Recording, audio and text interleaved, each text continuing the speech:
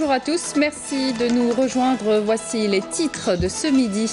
Deuxième et dernier jour des travaux de la réunion gouvernement Wali à huis clos. À l'ordre du jour, plusieurs thématiques liées au développement local, dont la stimulation de la culture entrepreneuriale chez les collectivités locales.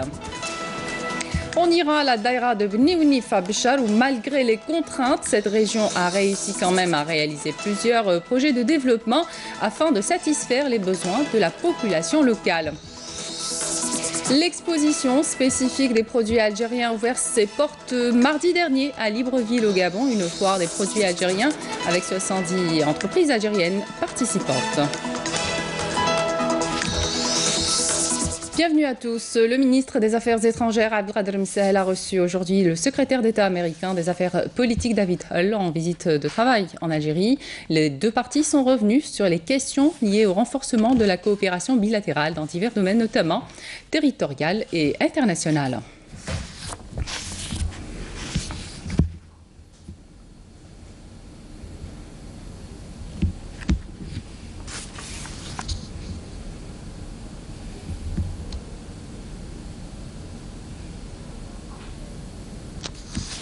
Dans l'actualité parlementaire au Conseil de la Nation, séance plénière consacrée aux questions orales destinées à plusieurs membres du gouvernement et concernant les secteurs de l'éducation, l'agriculture, les ressources en eau et la santé.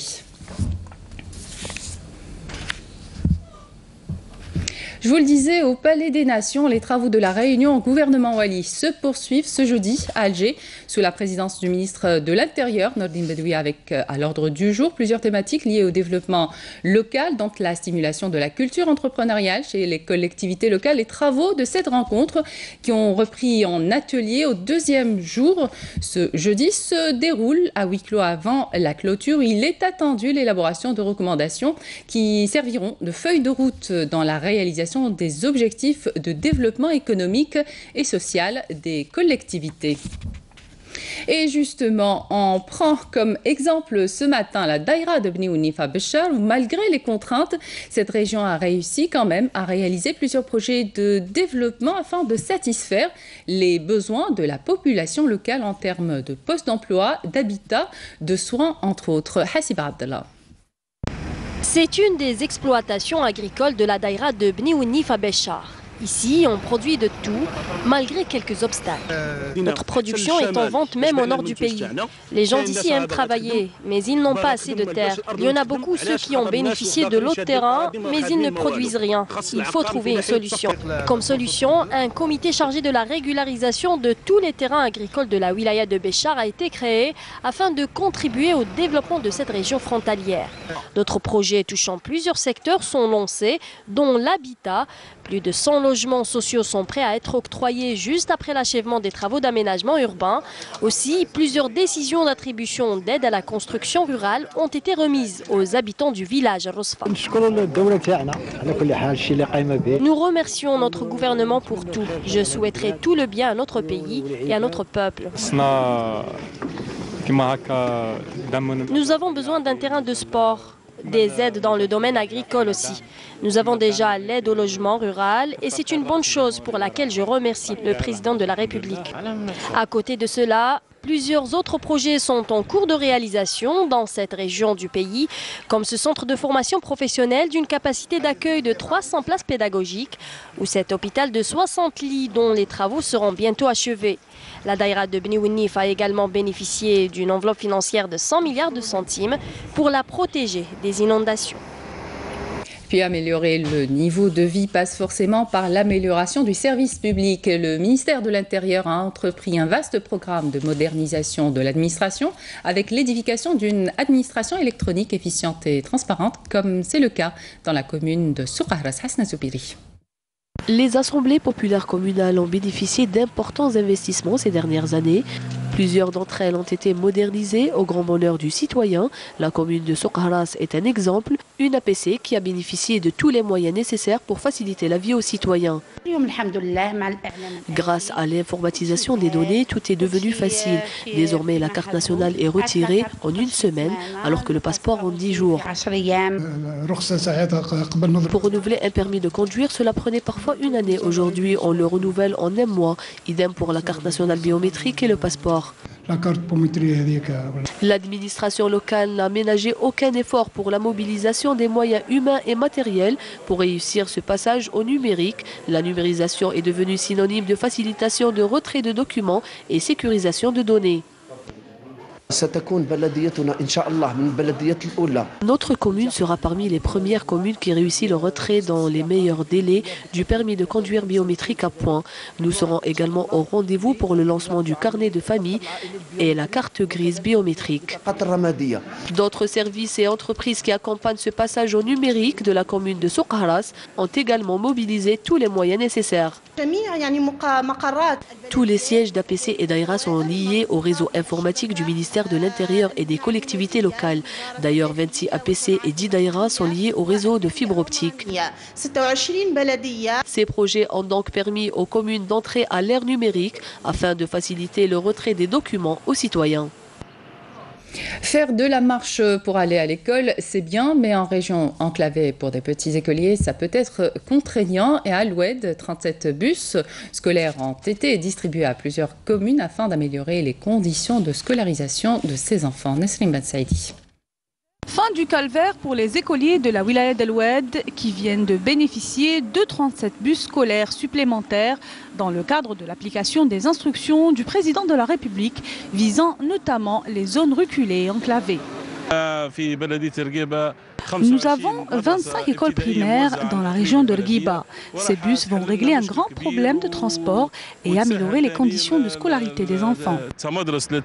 Une cérémonie de remise des décisions et des clés de bus a été organisée au profit des communes bénéficiaires. C'est vraiment une bonne chose. Désormais, nos enfants pourront être scolarisés dans de bonnes conditions. La wilaya d'El Oued dispose aujourd'hui de 74 bus scolaires répartis à travers les communes de la région.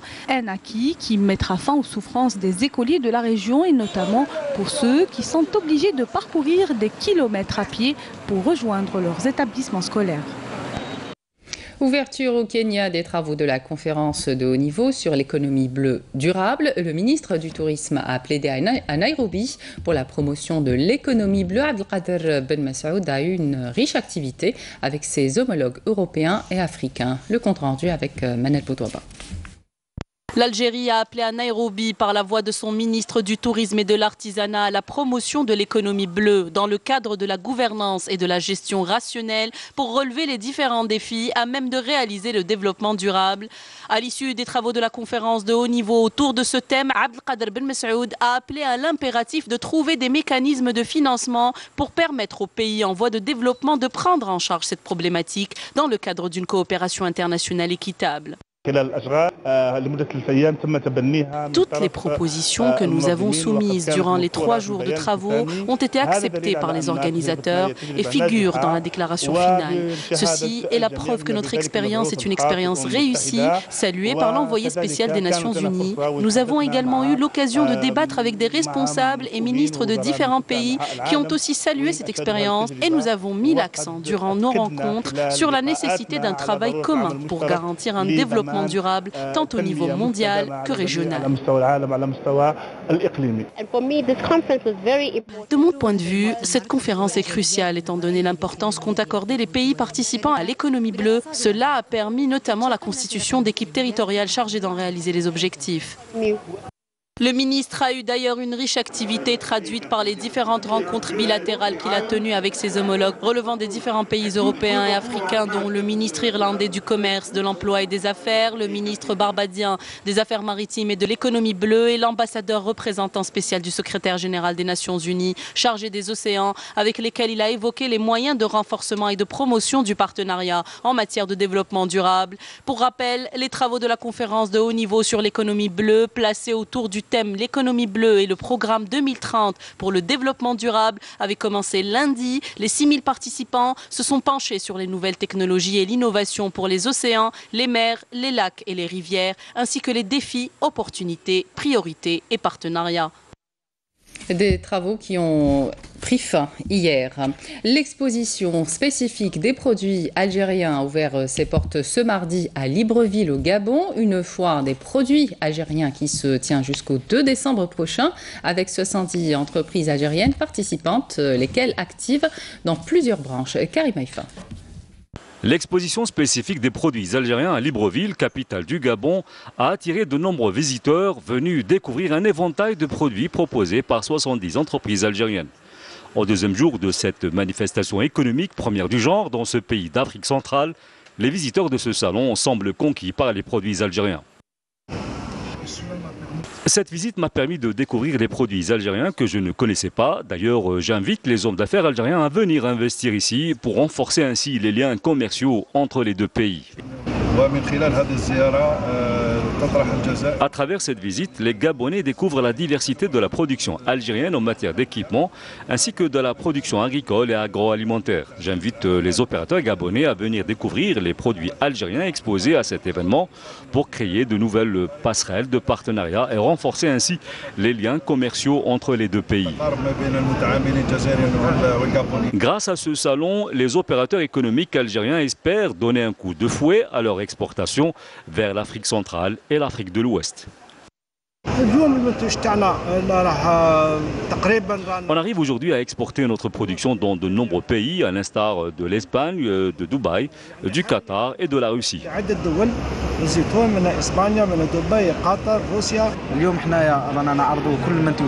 Nous sommes là pour faire connaître notre savoir-faire et notre production aux consommateurs gabonais. Espérons conquérir le marché de ce pays. Cela entre dans le cadre de notre stratégie consistant à développer l'exportation de la production algérienne en signant des contrats avec de nouveaux partenaires au Gabon. Actuellement, les échanges commerciaux de l'Algérie avec l'Afrique demeurent faibles, ne dépassant pas les 3 milliards de dollars par an. Un comité interministériel a été installé en octobre dernier. Objectif, programmer des manifestations économiques algériennes sur les plans africains et internationaux pour le suivi des expositions algériennes et le soutien des opérateurs économiques pour promouvoir leurs produits à l'étranger. Au plan sécuritaire, un détachement combiné de l'armée nationale populaire a arrêté hier à Borj-Beji Mourtar des éléments de soutien au groupe terroriste. Par ailleurs, un détachement de l'armée nationale populaire a intercepté à Tamanrasset 7 orpailleurs et saisi un véhicule tout-terrain, 5 motocycles, 6 groupes électrogènes, 6 marteaux piqueurs et 4 détecteurs de métaux, tandis qu'un autre détachement a saisi à Gardaïa 1950 paquets de cigarettes. D'autre part, des gardes-côtes ont déjoué une tentative d'émigration clandestine de 12 personnes à bord d'une embarcation de construction artisanale à Oran, alors que 7 immigrants clandestins de différentes nationalités ont été interceptés à Al-Rouat.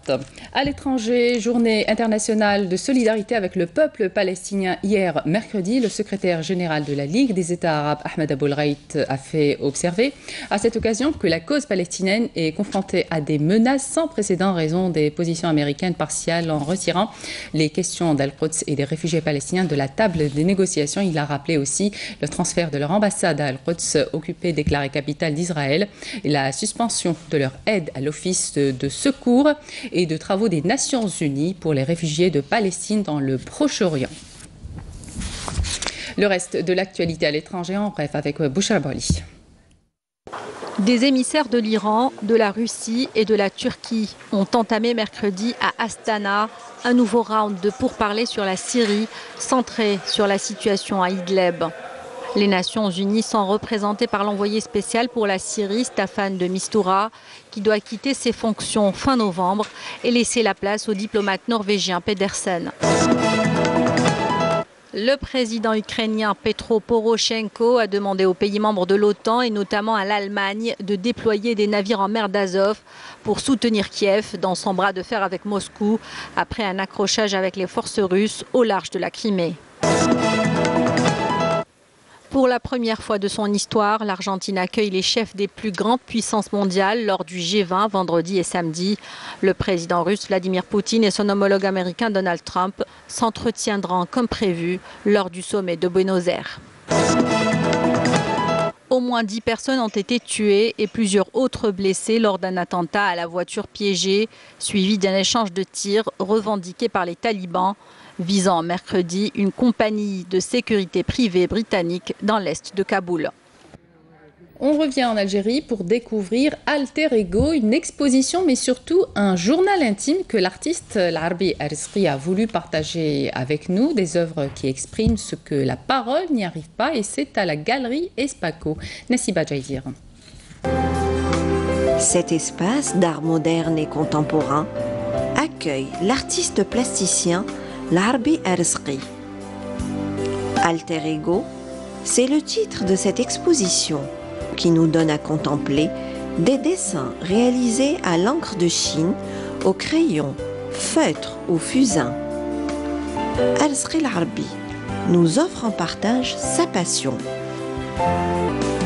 Guidé par sa ferveur artistique, il s'est fait le serment, nous dit-il, de réaliser 1 millier de dessins. Des dessins comme pensée permanente et non comme un hommage d'un jour. Au-delà du papier et du crayon ou d'autres outils de travail, vision, réflexion et questionnement sont en bonne communion. Les œuvres exposées affichent une certaine liberté du geste, une force du trait et un haut niveau technique. Des œuvres qui semblent exprimer ce que les mots ne disent pas. Dans cette exposition, où l'on sent une grande intériorité, Arzqi Larbi rend hommage à ses amis Salahiyoun, Jamel Allam et Wahab Mokrani, des artistes qui ont tiré leur révérence. Des émotions à partager dans cet espace qui s'ouvre à toutes les aventures créatrices.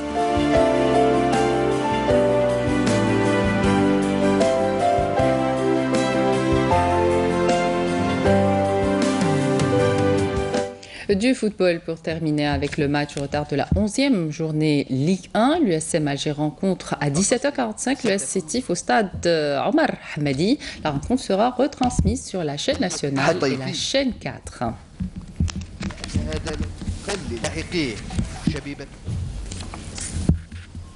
Voilà qui termine cette édition, une édition que vous pouvez retrouver, revoir sur les liens qui s'affichent sur votre petit écran. Excellente journée à tous, à demain.